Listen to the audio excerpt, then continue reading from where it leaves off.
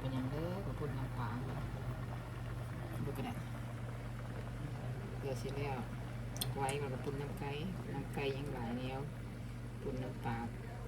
บ่มียังหลายแนวดูกันนะโอ้โหจะแซ่บขนาดนี้ซอนพักหลายก็เลยเห็ดกับพุ่นดูนะดูกันนะเจ้าเอ้ยจะแซ่บเป็นยังพุ่นน้ำปลาเนี่ยเอาเดือดสักก่อนมันตัดเดือดสักก่อนเดือดนี่ไม่ใส่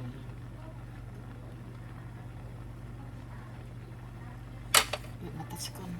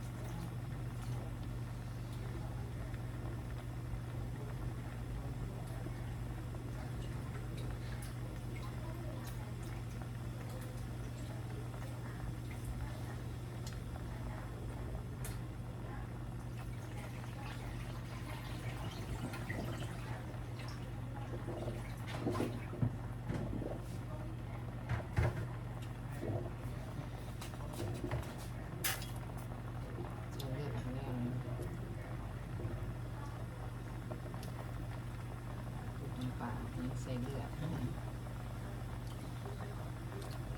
น้ำปลาใส่เลือดไปก่อยข้าวปุ้นข้าวเปียกต้องมีเลือดแซ่บทำรูปหม้อน้อยๆไปลงไปล่นไปในหม้อก่อนหวังว่าสิบเฟือดเลยเฟือดเซ็ตตัวหยอดเลยก่อนเฟือดเซ็ตตัวหยอดเลยก่อนเฟือด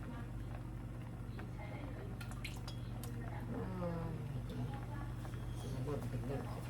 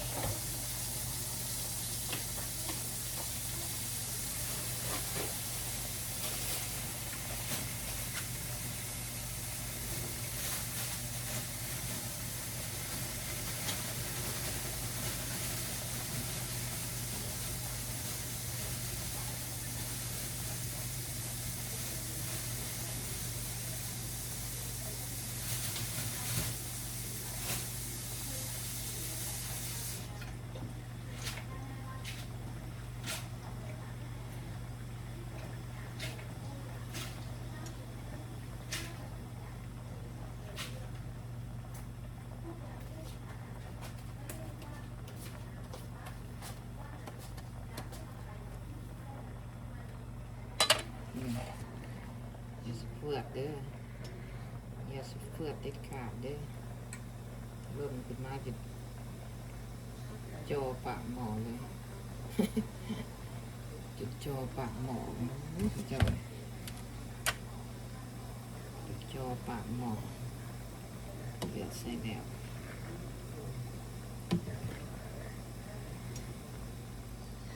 เปิดไฟแห้งมันเฟือดแท้ๆพอหอมเลือดมันนัวสมอดกดตัวนี้โอ้ย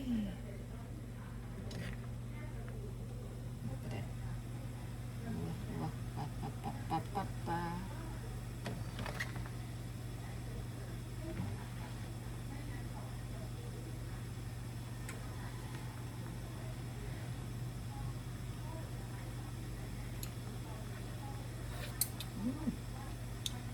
แซ่บๆน้ำปลา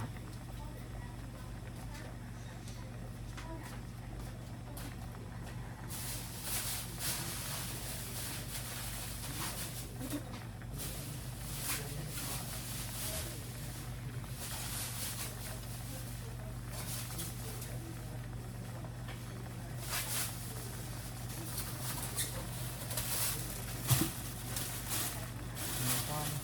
ไม่ได้กินก้อนมือสิต้มใส่ถังโมใส่มือนี่สกินก่อนแล้วพอนี่มีเลือดมีลูกชิ้นปลาและสิต้มน้ำเดือนใส่เตียง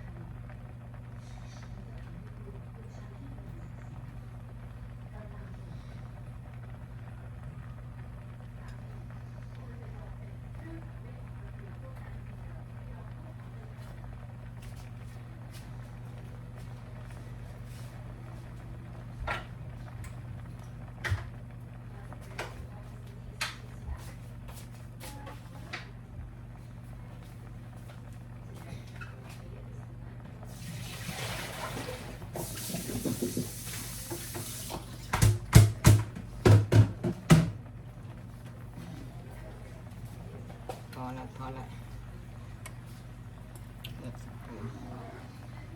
เลือดสิปูพอแล้วสิปูเลือดนี่เลือดปูขึ้นมาเลือดสิปูได้ดูเขาตำมะเขือใส่เผ็ดๆครับอันนี้ย่าลูกกินน้ำมันสิเผ็ดเลือดต้มเฉยๆเลือดต่ำเฉยๆเลือดต่ำของตัวอีกต่างหากโอ้ยหมดแล้วฟูขึ้นมาได้เรื่อยเลยปูมได้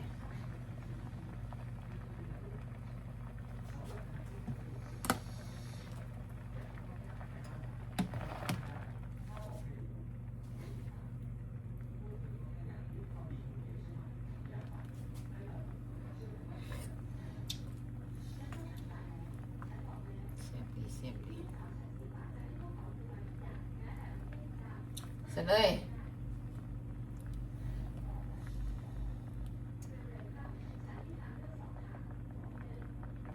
เรียบร้อย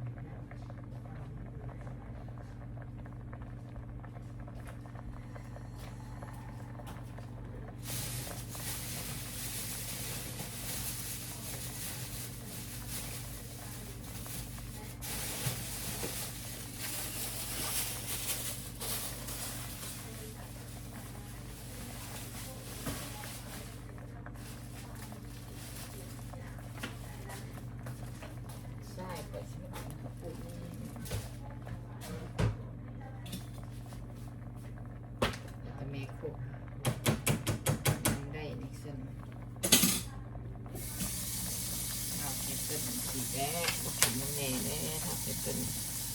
มันจะเม็ดเส้นมันจะเม็ดคุกกินน้ำมันเม็ดเส้นมันกินน้ำมันเม็ดเส้นเส้นขี้เห็ดแน่ตีแล้วคนหานอกบ้านไปหลาไปเป็นไปตายเนี่ยเม็ดเส้นมันจะเม็ดคุกเทสเบิ้งคนหมักก็กินน้อยนึงคนหมักกินหลายแต่ว่าจะกินน้ำเกลือในเส้น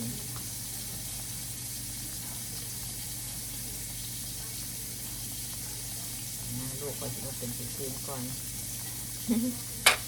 ในที่ล่างพักกับมันพักกับเป็นนั่งที่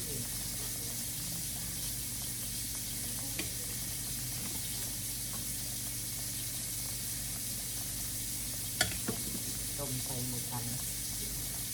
ต้มน้ำ1-2น้ำล่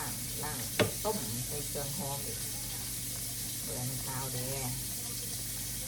ลูกเปิดนั่นนะมันต้มเดียวแล้วนะต้มล่างเกลือ1-2เกลือแต่ที่เขาใส่เครื่องหอมมันผิวใส่หมูสันผิวเลยหมูสันมันผิวต้มล่างเอาจนมันเช่าผิวมันใส่เครื่องหอมน้อยนึงแล้วก็มันตัดลงเป็นหม้อก่อยขายนั่นได้สีขายนั่นได้ผลเห็ดนางพักอะไรมีเส้นที่มาซีก่อนมุงคุณน้ำปลาคุณน้ำปนเส้นหาก็มาแต่ออสตินถามแม่อยู่ให้ยังกินแล้วก็โอ้ยังพอได้แล้วแม่แล้วก็เสียลูกมาซีมก่อนหมูเลยใส่ลูกข่อยมาซีมก่อนหมูเลยแต่ออสติน2-3 มื้อเจอคืออยากสีมือแม่เลยเนาะเจอคืออยากสีมือแม่ดิปุ่นแดงต้องมันจะแสบเนาะปุ่นน้ำปลาน้ำปุ่น สีสันได้ใจ